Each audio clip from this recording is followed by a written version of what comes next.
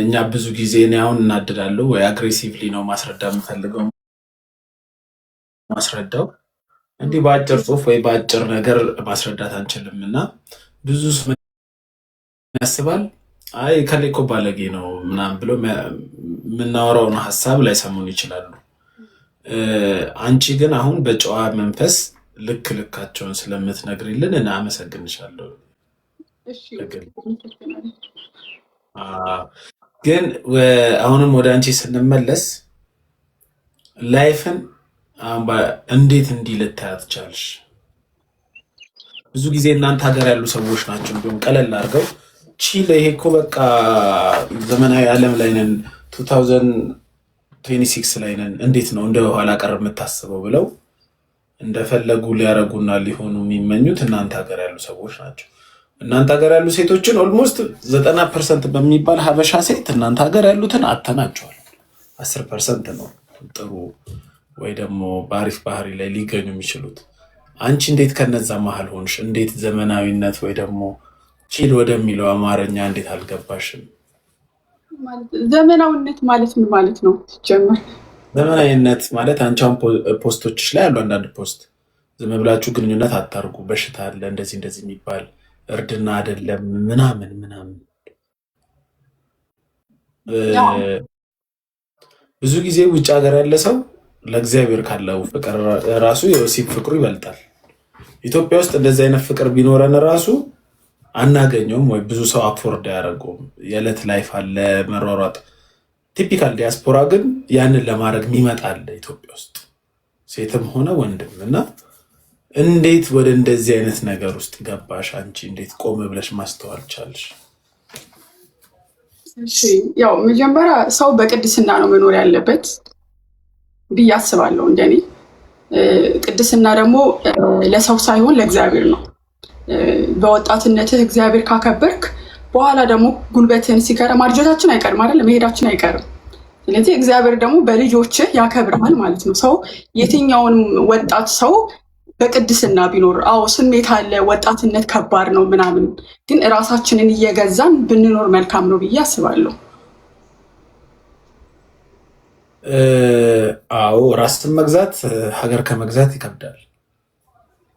ራሱን የገዛ ሰው ትልቅ ደረጃ የሚደርስ ሰው ነው። ግን ጊዜው፣ የሰዎች ፍላጎት፣ በተለይ ሴት ስትሆኚ አብዛኛው ነገር ከገንዘብ ጋር ይገናኛል እና አሁን አብዛኛው ሰው በአቋራጭ ነው ገንዘቡ የሚያገኘው። በተለይ ሴቶች ሃርድ ወርከር ምናምን መሆን አይፈልጉም። የትም ፍጩ ዱቄቱን አምጩ ነው። እንዴትም ስልሽ ይሄ ማለት ሙሉ አይደለም፣ 100% አይደለም። ሁሉም አይደለም። በጣም ስርዓት ያላቸው ሰዎች አሉ። በጣም ስርዓት ያላቸው ሴት ወጣቶች አሉ። እግዚአብሔር የሚፈሩ ቤተሰቦቻቸውን የሚያከብሩ ሴቶች አሉ። ሁሉም አንድ አይደለም። የሁሉም አስተዳደግ ይለያያል። ስለዚህ የኔ አስተዳደግ ሌላ ነው፣ የአንደኛው አስተዳደግ ደግሞ ሌላ ነው። ስለዚህ ሁሉም ሴት ከወንድ ጋር ተኝታ ብር ሜክ ታደርጋለች ማለት አይደለም። የሁሉም አስተዳደግ ይለያያል። ኢትዮጵያ ውስጥ ምን አለ መሰለሽ፣ እንዲሁም ኢትዮጵያ ውስጥ ከባለጌ ሴቶቹ ጠንካራ ሴቶች ይበዛሉ፣ ሰርተው የሚኖሩ። እሱን ለማለት ሳይሆን ግን ምን ቻሌንጅ ያደርጋቸዋል መሰለሽ፣ አንድ ወጣት ልጅ የ21 የ22 ዓመት ቆንጆ ሰውነት ያላት ወይ ቆንጆ መልክ ያላት ልጅ አንድ ቡቲክ ውስጥ ወይ ደግሞ አንድ ድርጅት ውስጥ ተቀጥራ ስትሰራ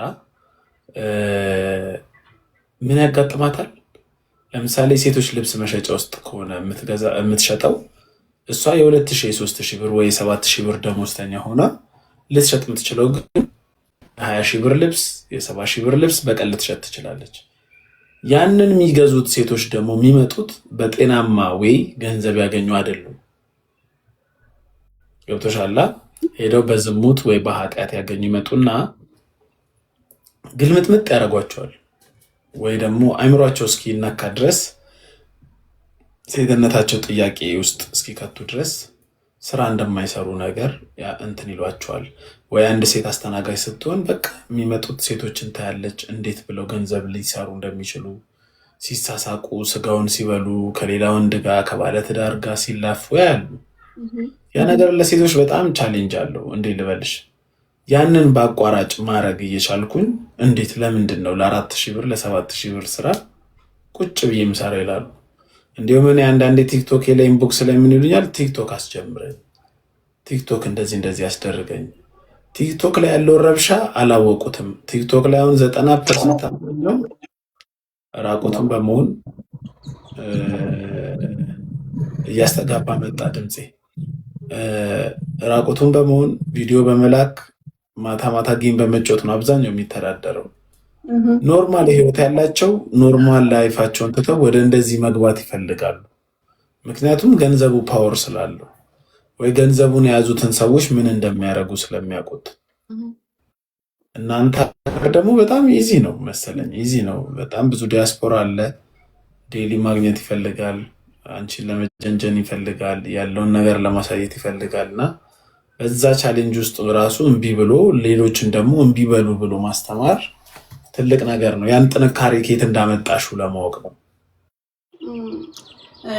እኔ እንግዲህ ያው ሰው በራሱ መተማመን የለበትም። ጥሩ ቤተሰብ ነው ያለኝ፣ በጣም እግዚአብሔር የሚፈሩ ከምግብ ከማብላት ይልቅ እዚህ ላይ ብንሰራባቸው ብለው ዋጋ የከፈሉልን እናትና አባቶች ያሉና እህቶችም እንደዛ ነው ያለፉት። በጣም በስርዓት በቅድስና በክብር ነው የተዳሩት እና ያው ከእህቶችም ያየሁት ነገር ነው፣ ከቤተሰቦችም ካስተዳደገ ይመስለኛል። እንግዲህ እኔ ያው ሰው በራሱ መተማመን በቤተሰቡ መተማመን የለበትም። ግን ደግሞ ጥሩ ቤተሰብ አለኝ፣ በጣም ማለት ነው ከምልህ በላይ በጣም ጥሩ ናቸው፣ ስርዓት ያላቸው የዛ ቤት ልጆች ነው የሚባሉ። እንደውም እኔ ነኝ አሁን እንደዚህ በቪዲዮ መውጣት የጀመርኩት እንጂ የለም ማንም አይታይም፣ ማንም አይጠቀምም ቲክታክ ምናምን። በጣም ስርዓት ያላቸው እህቶች አሉ። በጣም ወይ ጥሩ ነው። ስትራግል ለሚያደርጉ ሴቶች ምን ትመክሪያለሽ?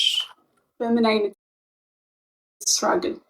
ቅድም እንደነገርኩሽ ለምሳሌ እነሱ ተቀጣሪ ሆነው ለዕለት ጉርሻቸው የሚሆናቸውን ያገኛሉ እኮ። ግን እንደነዛ ሴቶች ልሁን እንዴ ከልኩ በቃ ሲያልፍባቸው እኔም እኮ እንደዛ ማድረግ እችላለሁ፣ እሷ ጋር ያለው እኮ እቃ እኔ ጋርም አለ፣ እንደዚህ ያደርጋለሁ ምናምን ብለው በተስፋ መቁረጥና ወደ እንደዚህ አይነት ነገር ሊገቡ በሚያስቡ ወይ ደግሞ በዘመናዊነት በፋሽንነት ወይ ደግሞ ምንድን ነው ዘመናዊነትን በመከተል መጠጥ ቤት መሸታ ቤት በመሄድ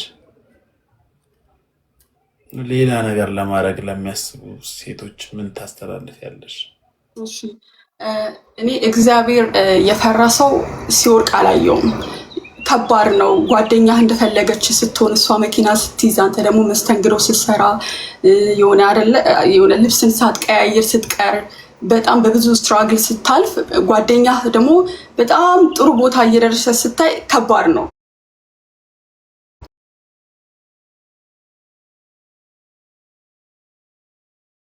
ልብሳቸውን ሲቀያይሩ ምናምን የሆነ በልጅነት የምትቀናው ነገር አለ አይደለ? እሱን ፊል አደርገዋለሁ። ግን ደግሞ በወጣትነታችሁ እግዚአብሔር ካከበራችሁ፣ በወጣትነታችሁ አንገታችሁን ደፍታችሁ ቤተሰቦቻችሁን ካከበራችሁ፣ እኔ እግዚአብሔር ያከበረና በቅድስና የኖረ ሰው ወድቆ ሲወድቅ አላየውም በዘመኔ ማለት ነው። እና ራሳችሁ ግዙ፣ ራሳችን እንግዛ ሁላችንም ማለት ነው። ራሳችን ከገዛን እግዚአብሔር ያከብረናል። ነገ ደግሞ ስናድግ ጥሩ ቦታ ያደርሰናል። ትላንት ያሳለፍነውን እግዚአብሔር ያያል። የትላንትና ቁስልሽን እግዚአብሔር ያያል። ስለዚህ አንገትሽን ደፍተሽ መስተንግዶም ይሁን የሰው ቤት እቃም ይሁን እጠቢ፣ ችግር የለውም። ግን ደግሞ እግዚአብሔር አዋቂ ነው። እግዚአብሔር እንዴት የሰው ሕይወት መቀየር እንዳለበት ያውቃል። መላ አለው እግዚአብሔር። ስለዚህ ያልሆነ ዝሙት ውስጥ አንግባ። በጣም ከባድ ነው። በጣም መንፈስም ጭምር ነው። አይለቀንም። አግብተንም ወልደንም አይለቀንም። በዝሙት ከወደቅን በጣም ከባድ ነው። እንጀራ እስካላጣን ድረስ እዛ ውስጥ ባንገባ ጥሩ ነው ብዬ እላለሁ ለወጣት እህቶቼ ማለት ነው። እኔ ባለኝ እንትን እውቀት ጥሩ ነው። ሌላ ደግሞ ልጠይቅሽ የምፈልገው ነገር የሆነ ጊዜ ከገንዘብ ጋር የተገናኘ ነገር ፖስት አድርገሻል መሰለኝ፣ ስለ ወንዶች ማለት ገንዘብ የሌለው ወንድ አናገባ ምናምን ስለሚሉ ሴቶች ባልሳሳት አይደል? ከዛ ጋር የተነሳ እኔም ሪፖስት አድርጌዋለሁ። ያን ነገር ሰው እንዲወድሽ ወይ ደግሞ ሰውን ለማጽናናት የተጠቀምሽው ነገር ነው ወይስ እውነትም አንቺ ላይ ከአንቺ ላይፍ ያነሰ ገቢ ያለው ወንድ ብታገኚ የምር ከሱ ጋር ለመሆን ሞክሪያለሽ ወይስ ትሆኛለሽ?